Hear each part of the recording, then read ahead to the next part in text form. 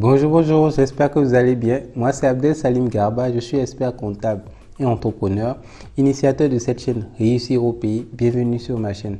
L'objectif de cette chaîne, c'est de vous parler d'entrepreneuriat, d'insertion professionnelle, de vous donner de bons conseils en matière de développement personnel, parce que je suis convaincu que le développement de l'Afrique ne peut venir que par sa jeunesse et qu'on doit réveiller les consciences de cette jeunesse. Alors, aujourd'hui, on va parler des 7 habitudes, des 7 pratiques que doivent absolument acquérir n'importe quel jeune avant l'âge de 30 ans. En général, on a quelques repères qui prouvent qu'on a atteint l'âge de la majorité. C'est lorsque on a 18 ans. Lorsqu'on atteint l'âge de 18 ans, on sait qu'on a plus ou moins atteint la majorité, qu'on devient un homme mûr, un homme grand H. Lorsqu'on atteint 21 ans également, l'âge de la majorité légale dans pas mal de pays.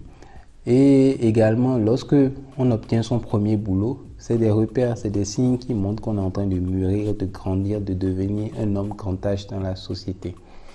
Donc, il est important, lorsqu'on commence à parvenir à ce genre d'âge-là, de pouvoir commencer à développer des habitudes qui vont nous aider à réussir bien plus tard. Et il y a quelques recherches scientifiques qui ont prouvé que l'intellect de l'être humain se développe beaucoup plus après la vingtaine, après l'âge de 20 ans.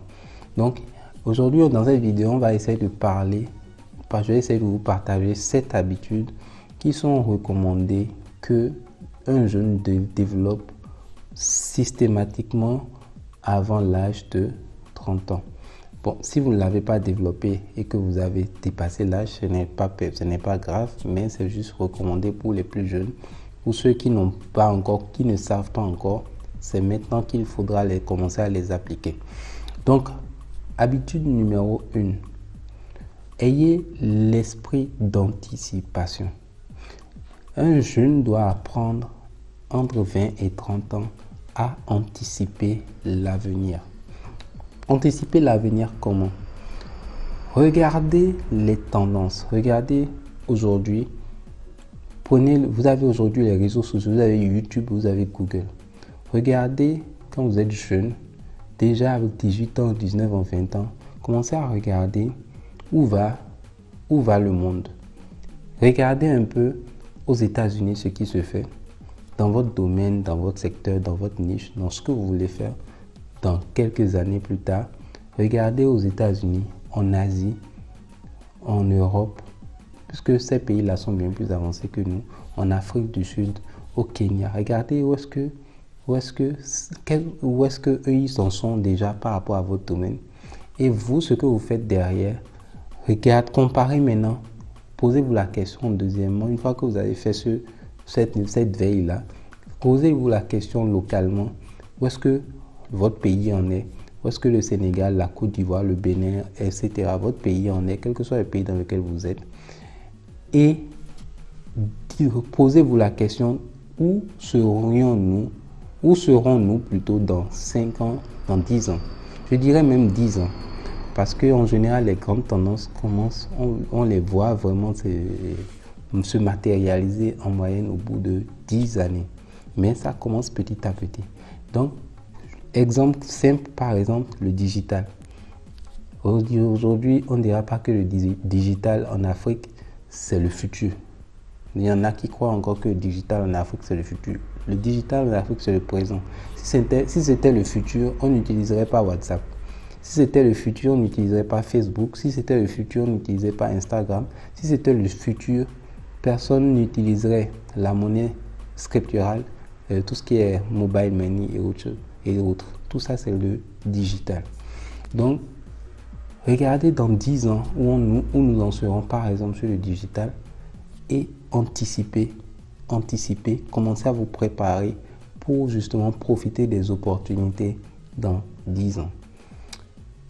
Habitude numéro 2. Soyez un homme de parole. Il y a un auteur anonyme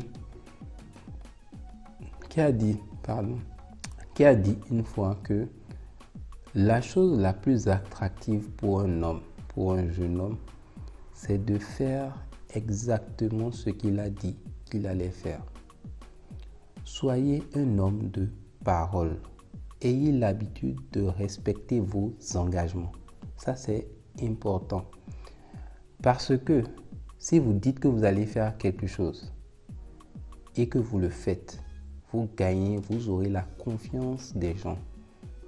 La confiance, c'est quelque chose d'extrêmement important qui se gagne difficilement. Et la confiance va forger votre réputation. Donc, si on vous connaît comme quelqu'un qui, quand il dit quelque chose, il le fait, vous allez avoir la confiance des gens. Donc, avant l'âge de 30 ans, prenez l'habitude de respecter vos engagements. Soyez un homme de parole. Soyez un homme de principe, de parole. Parce que ce qu'il faut savoir également, c'est que si vous faites des promesses qui ne sont pas tenues, vous allez perdre non seulement la confiance des gens, mais il faut éviter de faire des promesses lorsque vous êtes trop heureux, trop content, trop en joie. Parce que des promesses que vous faites quand vous êtes trop en joie, vous ne pourrez pas les tenir forcément. Il faut éviter de faire des promesses quand vous être triste. Il faut éviter de faire des promesses quand vous êtes ou de répondre aux gens quand vous êtes énervé. Il faut éviter de faire des promesses, de donner votre parole dans des situations où vous n'avez pas toute votre tête.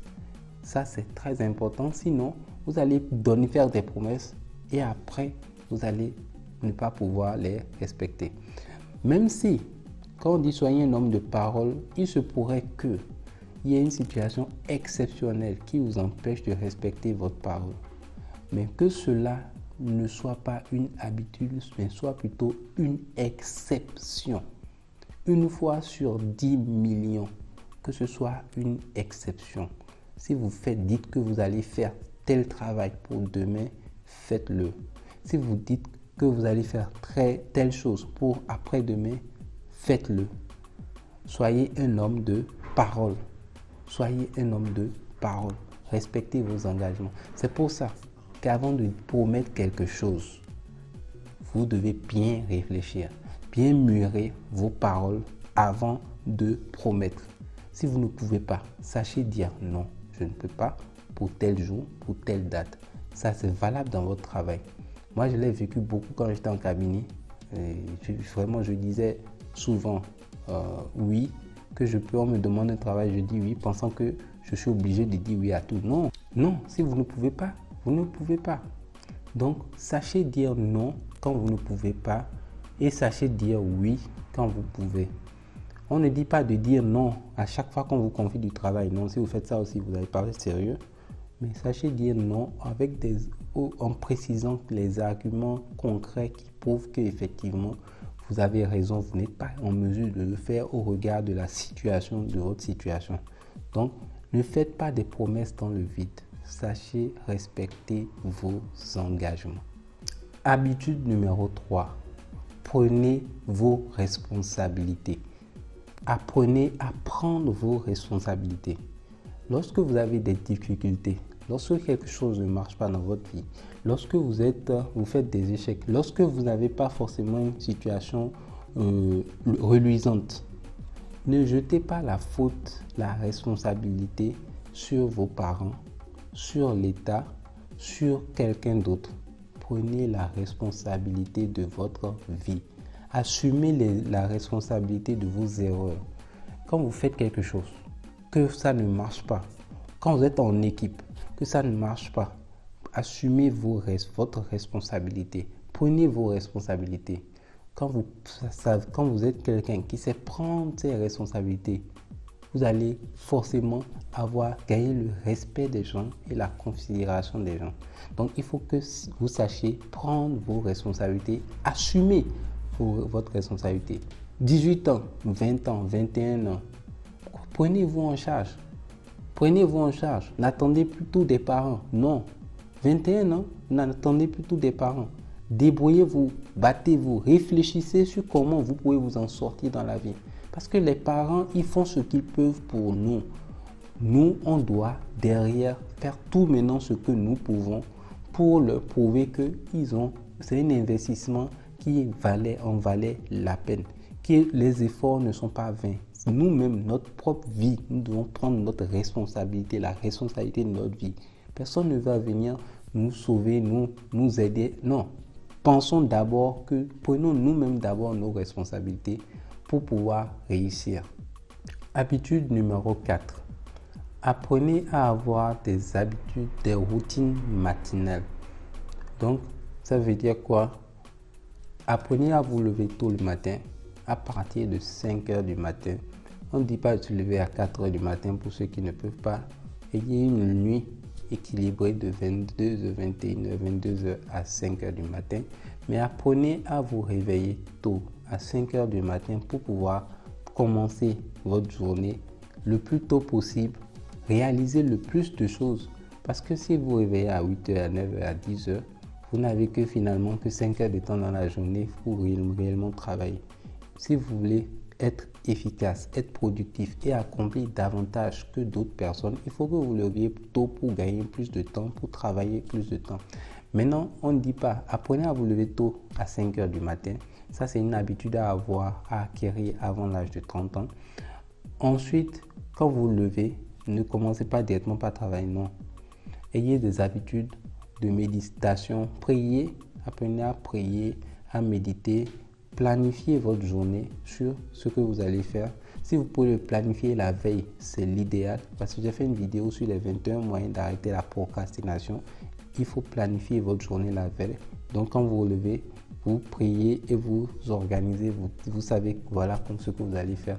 Et maintenant, vous pourrez attaquer votre journée. Donc, habitude numéro 4, prenez l'habitude prenez des routines et essayez de faire des routines matinales qui vont vous aider à organiser, structurer votre journée.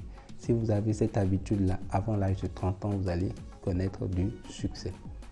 Habitude numéro 5, sachez prendre des risques. Prenez des risques. Entre 20 et 30 ans, vous avez un boulevard, 10 ans, pour prendre des risques. Prenez des risques. Vous n'avez rien à perdre. Entre 20 et 30 ans, vous n'avez rien à perdre. Vous devez foncer. Foncez. N'ayez pas peur de prendre des risques. C'est l'âge auquel, franchement, vous n'avez rien à perdre. Pas de problème d'argent, pas de problème de famille. Vous avez le temps, vous avez tout ce qu'il faut qui est à votre avantage pour réussir. Vous pouvez vous concentrer pour travailler correctement. Entre 20 et 30 ans, bossez comme c'est pas permis et prenez des risques. Prenez des risques parce que toute personne, la chance ne sourit qu'aux audacieux. La chance ne sourit qu'aux audacieux. Si vous êtes jeune, plus vous avez la chance de pouvoir vous amuser, prendre des risques. Quand on dit vous amuser, prendre des risques. Essayez des choses, expérimentez des choses. À cet âge-là, prenez l'habitude de prendre des risques. Comme ça, quand vous allez plus vous prendrez des risques, plus vous allez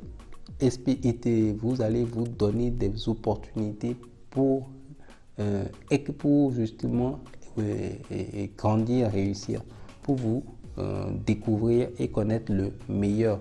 Donc, quand vous allez prendre des risques, vous allez connaître des échecs forcément. Donc, c'est ces échecs-là qui vont vous aider à progresser dans votre carrière, dans votre vie professionnelle, dans votre entreprise.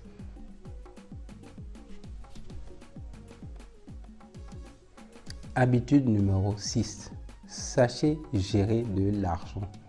Il faut apprendre à gérer de l'argent. Avant 30 ans, vous devez faire la différence entre un actif et un passif.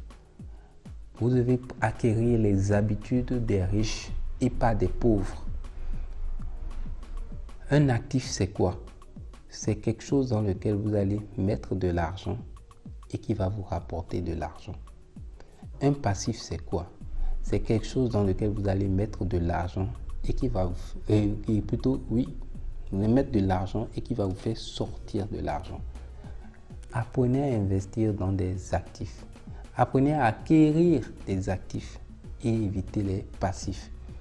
Quand vous êtes jeune, entre 20 et 30 ans, les amis, au lieu d'acheter une voiture, si vous n'avez pas beaucoup de moyens, achetez par exemple, ou si vous achetez une voiture, quand vous achetez une voiture, pour la rouler, pour faire le beau gosse dans la ville, et que ça ne vous rapporte pas de l'argent. Au contraire, quand vous achetez une voiture pour faire le beau gosse, quand vous êtes jeune, entre 20 et 30 ans, ça vous fait dépenser plus de carburant. Si vous avez, je suis sûr que vous n'allez pas acheter une voiture neuve parce que très peu de jeunes ont assez de moyens pour le faire. Donc vous allez acheter une voiture d'occasion, vous allez réparer, etc. Si ça tombe en panne, votre salaire ne vous permet pas toujours de payer les réparations. Donc vous attendez le mois suivant pour pouvoir faire. Vous êtes en train de faire sortir de l'argent. Au lieu de mettre 3 millions, 4 millions dans un véhicule, moi je vous dis ça parce que j'ai fait ces erreurs-là. Au lieu de mettre 3 millions, 4 millions dans un véhicule, prenez, si même vous le faites, alors mettez le véhicule en location. Comme ça vous rapporte de l'argent. Mettez le véhicule en location, comme ça vous rapporte de l'argent. Mais ne faites pas quand vous êtes jeune, avant l'âge de 30 ans. Et sachez gérer l'argent. Sachez vivre en dessous de vos moyens. Ne vivez pas au-dessus de vos moyens pour le paraître. Non. Vivez en dessous de vos moyens. Quand vous gagnez 100 000 francs, épargnez au moins 20 000 à 30 000 francs par mois. Investissez 20 000 par mois dans une petite activité, un petit business. Essayez un business. Si ça ne marche pas, passez à un business B. Si ça ne marche pas, passez à un business C. Mais faites-le avec de petites sommes. 20 000 francs, 20 000 francs, 20 000 francs chaque mois. Entre 20 et 30 ans, si vous faites ce que je dis, vous multipliez les business, 20 000 francs. Par exemple, vous faites du commerce, vous commencez par le commerce. Vous achetez 20 000 francs de marchandises dans une zone A, vous revendez à 40 000 francs dans une zone B. 10 ans après, si vous prenez 40 000 francs, vous revendez à 80 000. Vous prenez 80 000, vous revendez à 160 000. Au bout de 5 ans, les amis, vous serez multimillionnaire. Sachez gérer de l'argent. Ne faites pas comme tout le monde. Ne dépensez pas au hasard. Ne soyez pas des simples consommateurs, des simples spectateurs. Soyez acteurs de l'économie. Vous-même vendez quelque chose aux autres. Vous-même créez de la valeur. Prenez des matières premières, transformez. Avec une petite somme, vous pouvez commencer avec un petit échantillon et commercialiser. Avec de petites sommes, vous pouvez faire des choses extraordinaires en 10 ans. La plupart des milliardaires sont devenus milliardaires en moyenne en 10 ans. Donc, entre 20 et 30 ans, vous n'avez rien à perdre. Vous devez apprendre à gérer de l'argent, apprendre à vivre en dessous de vos moyens, apprendre à épargner, apprendre à investir, à acquérir des actifs et pas des passifs. Une voiture pour faire le beau gosse dans la ville, c'est un passif. Une voiture pour louer, mettre en location, c'est un actif. N'allez pas vivre dans des appartements chers, luxueux, pour juste faire le beau lorsque vous travaillez dans une bonne boîte. Non, les amis, prenez le bus s'il le faut, entre 20 et 30 ans. Personne ne va vous tuer. Sachez vivre avec vos moyens. Soyez humble et apprenez à multiplier votre argent. Après 30 ans, vous pourrez profiter, faire ce que vous voulez de votre argent. Habitude numéro 7, soyez présentable. C'est vrai qu'on ne juge pas un moine à son habit, mais soyez présentable. On ne juge pas un livre à sa couverture, mais soyez présentable cela prouve quand vous êtes en face de quelqu'un, d'un client, d'un professionnel, de votre professeur, en tout cas de vos interlocuteurs, que vous les respectez. Ce n'est pas pour acquérir leur respect, obtenir leur respect par votre habillement, c'est plutôt pour qu'ils sachent que vous les respectez. Parce que le fait que vous habillez correctement, soyez présentable, avec vos moyens, soyez présentable, cela démontre du respect que vous avez en face de votre interlocuteur. Donc, soyez présentable, soignez votre look. N'allez pas au travail déshabillé, de façon maladroitement habillé. Soyez présentable. Ce sont les 7 habitudes pratiques que vous devez acquérir entre 18 et 30 ans. Absolument, pour pouvoir vous préparer à obtenir toutes les bénédictions du succès. Donc, j'espère que ces 7 habitudes vous serviront, que cela rentrera dans de belles oreilles et que cela aura de l'impact dans votre vie. Donc, n'hésitez pas à me donner vos avis en commentaire. Laquelle des habitudes vous parle le plus? Dites-moi ce que vous en pensez et n'hésitez pas à liker si vous avez aimé la vidéo, partagez, abonnez-vous pour ceux qui ne se sont pas encore abonnés, abonnez-vous s'il vous plaît, cliquez sur la cloche de notification et si la vidéo ou si le thème vous intéresse, si ce genre de sujet vous intéresse, on se dit à demain encore, tous les jours pour une nouvelle vidéo de nouveaux conseils et de bons conseils. Portez-vous bien. Ciao, ciao.